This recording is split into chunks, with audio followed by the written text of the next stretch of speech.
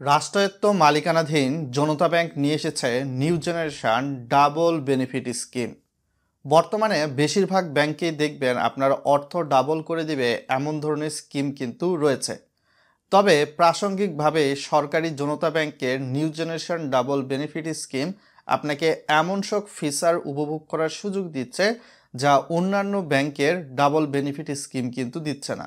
হ্যাঁ, এ কারণেই কিন্তু আপনি জনতা ব্যাংকের ডাবল বেনিফিট স্কিমের দিকে চাইলে লক্ষ্য নজর দিতে পারেন এবং সরকারি ব্যাংক হওয়ার কারণে আপনার অর্থের নিরাপত্তা নিশ্চিত কিন্তু সরকার সরাসরি নিজেই দিয়ে থাকবে। তো রাষ্ট্রায়ত্ত এই ব্যাংকের দ্বিগুণ বেনিফিট স্কিমে আপনি যদি বিনিয়োগ করেন তাহলে আপনার অর্থকে কিন্তু 6 বছর 6 মাস পরে দ্বিগুণ করে দিবে, অর্থাৎ 6.5 বছর পর। তো আপনি হয়তোবা দেখতে পারেন সরকারি ব্যাংকের বাইরে অন্যান্য বেসরকারি ব্যাংক রয়েছে, তারা কিন্তু দেখা যাচ্ছে যে আপনাকে 5 বছর 5.5 বছরে আপনার অর্থ দ্বিগুণ করে দিচ্ছে। কিন্তু আপনার অর্থের নিরাপত্তা যদি নিশ্চিত রাখতে চান তাহলে কিন্তু সরকারি ব্যাংক হিসাবে জনতা ব্যাংকের বিকল্প তেমন কিছু নেই বলে আমি মনে করছি ডাবল বেনিফিট স্কিমে। এই স্কিমে জনতা ব্যাংক আপনাকে কি পরিমাণ হারে ইন্টারেস্ট দিচ্ছে, তো মেয়াদ পূর্তির আগেও যদি আপনি স্কিমটা ভাঙান সেক্ষেত্রেও কিন্তু আপনি অন্যান্য ব্যাংকের এই দ্বিগুণ বেনিফিট স্কিমের তুলনায় বেশি লাভটা কিন্তু পেতে পারেন।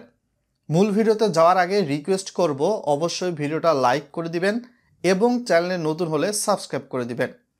এই অ্যাকাউন্টটি চাইলে আপনি কিন্তু আপনার নাবালক সন্তানের নামেও খুলতে পারেন। আর যারা অ্যাকাউন্টটি খুলতে পারবে সেক্ষেত্রে 18 বা 18-র বেশি, সেক্ষেত্রে তাদের নিজেদের এনআইডি কার্ডের বিপরীতে অ্যাকাউন্টটি খোলা যাবে। যদি আপনি এই অ্যাকাউন্টটি করেন তাহলে কিন্তু 11.23% হারে জনতা ব্যাংক আপনাকে ইন্টারেস্ট প্রদান করছে। মেয়াদ পূর্তির আগে অ্যাকাউন্টটি যদি সাপোজ ভাঙান সেক্ষেত্রে আপনাকে জনতা ব্যাংক কি সুবিধা দিচ্ছে যা অন্যান্য ব্যাংক দিচ্ছে না। বর্তমানে 1 বছর উত্তীর্ণ হওয়ার পূর্বে কিন্তু হিসাব বন্ধ করা হলে আমানতকারীরা কিন্তু কোনো হারেই মুনাফা পাবেন না, শুধুমাত্র মূল টাকা পাবেন।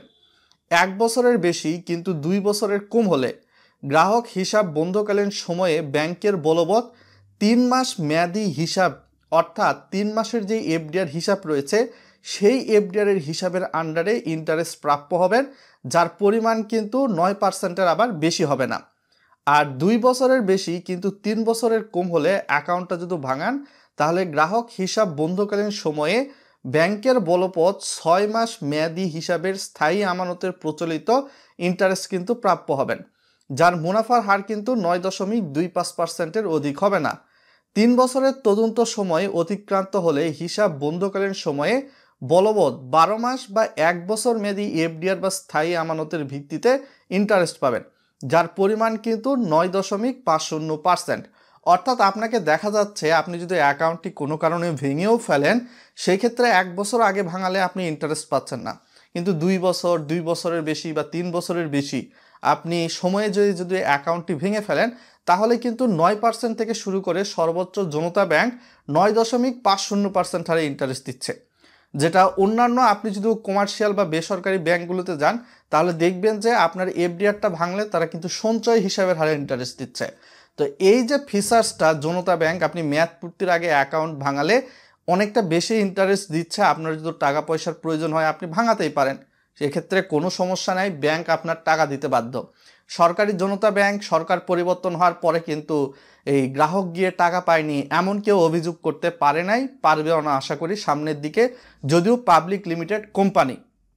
তো এই স্কিমের অধীনে আপনি চাইলে টাকার প্রয়োজন হলে স্কিমটি না ভাঙিয়ে কিন্তু চাইলে 80% পর্যন্ত ঋণ বা কর্জ সুবিধা নিতে পারেন।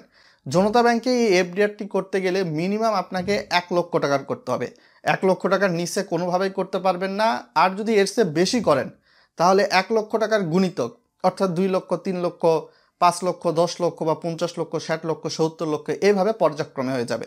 তো অনেকেই প্রশ্ন করেন যে আমি যদি দ্বিগুণ আমানত স্কিমগুলো করি বিভিন্ন ব্যাংক বা জনতা ব্যাংকে, তো সেক্ষেত্রে কি এটার মেয়াদ যখন 6.5 বছর পার হবে সেক্ষেত্রে কি আমি এই পুরা 2 লক্ষ টাকাই পাবো, মানে 1 লক্ষ টাকা রাখলে 2 লক্ষ, 2 লক্ষ টাকা রাখলে 4 লক্ষ টাকা পাবো, না গভর্নমেন্টের উপর হচ্ছে উৎসে কর বা আয়কর কর্তন করবে? আপনি যেই ব্যাংকে এফডিআর করেন বা দ্বিগুণ আমানত হিসাব করেন, ডাবল বেনিফিট স্কিম করেন, ডিপিএস করেন, প্রত্যেকটা ব্যাংকই আপনার যেই ইন্টারেস্টটা থাকবে, অর্থাৎ আপনাকে যেই সুদ বা মুনাফাটা দিচ্ছে বা লাভটা দিচ্ছে, এর উপর কিন্তু গভর্নমেন্ট উৎসেকর কর্তন করে, আপনার মূল টাকার উপর কোনো ধরনের উৎসেকর কর্তন করে না।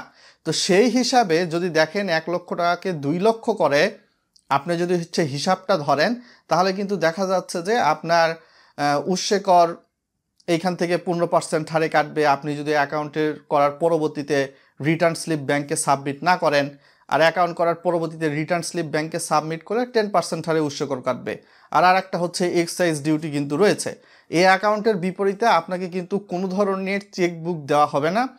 আর অ্যাকাউন্টধারীর মৃত্যু হলে নমিনি কিন্তু চাইলে এই অ্যাকাউন্টটা আবার সচল রাখতে পারবে।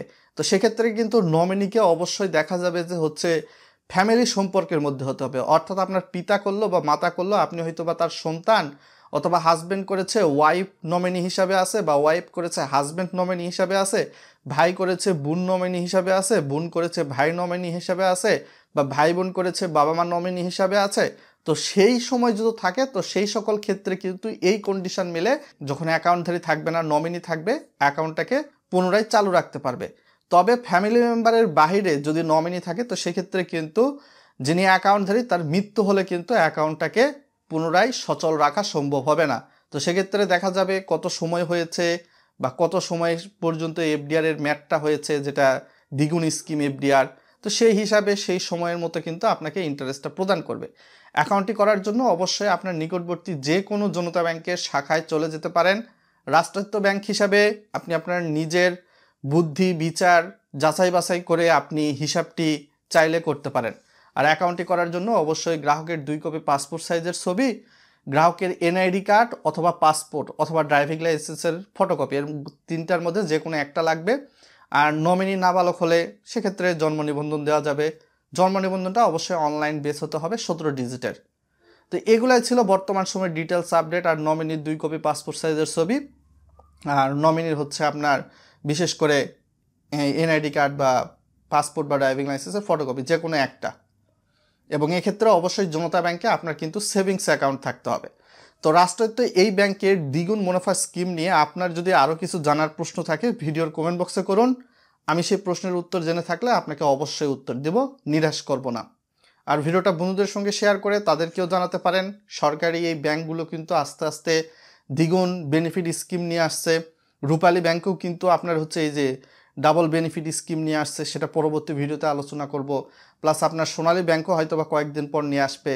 বাংলাদেশ কৃষি ব্যাংকের এই দ্বিগুণ স্কিম বা ডাবল বেনিফিট স্কিম কিন্তু ইতিমধ্যে রয়েছে। তো অনেকেই জানতে চায় যে সরকারি ব্যাংকে আছে কিনা। তো এই কারণেই সরকারি ব্যাংকে এসেছে বলে এই প্রোডাক্টের সম্পূর্ণ ডিটেলস বা ফিচারগুলো আপনাদের সামনে প্রকাশ করলাম।